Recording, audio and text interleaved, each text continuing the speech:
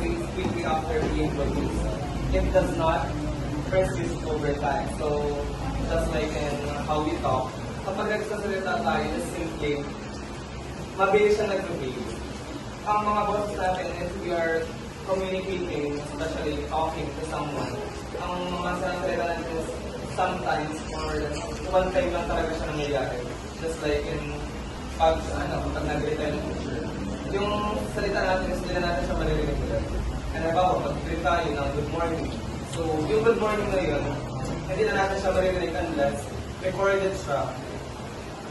So, yun lang. Kung sasabihin, Or maybe later on. Pero hindi mo siya maririnig basta sa agad-agad. And number 4, sino is bigyan na natin.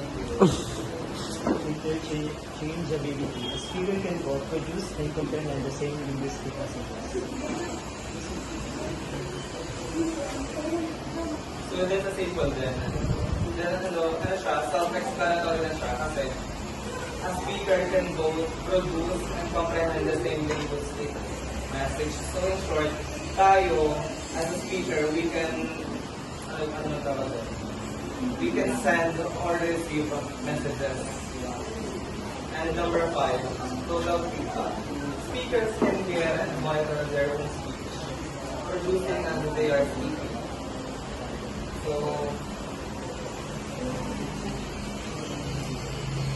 So an example is, unlike traffic lights, hindi nila monitor kung ano yung mga transmit nila.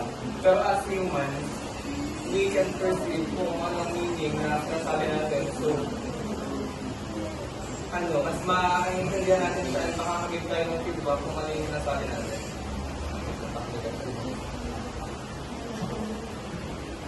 So in short, so we can hear ourselves at nagsasalita tayo. Not hindi gaya ng mga examples, traffic lights, which is yung mga digital. They cannot understand kung ano sinasabi nila. Unlike tayo, kasi meron tayong utak para comprehend kung ano yung pinagsasabi natin. And number 6. Yan, sa mga volunteers. Sige na tayo. Thank you.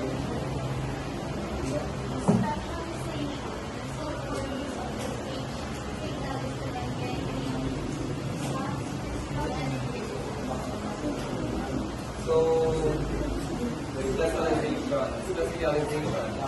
So, sabi dito, the sole purpose of the speech signal is not only the sound, physical, and incidental. So,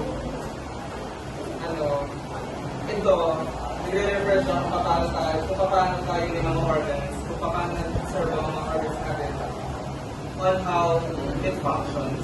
Just like our lips, throat, and our So, just like sa mga lessons natin, kailangan natin kung paano tayo na-produce ng sounds in phonetics and vowels, consonants, ganyan. So, dito, malalaman natin dito kung paano yung mga specific parts ng organs natin, like tongue and others, kung paano nila sunod ang function nila. And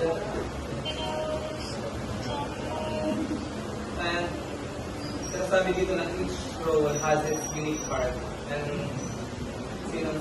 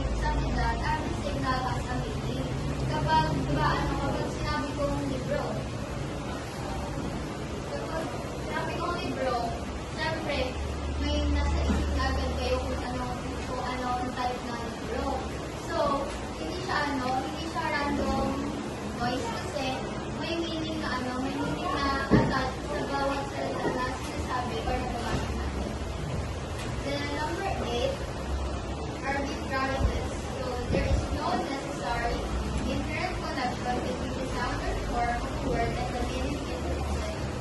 So, ito rin nag-aaral sa introduction to linguistics. So, sa Arvin Jarrelet, sabi, bakit bird ang tawag sa maliit na hayop na lumipad? Bakit hindi fluffy? So, you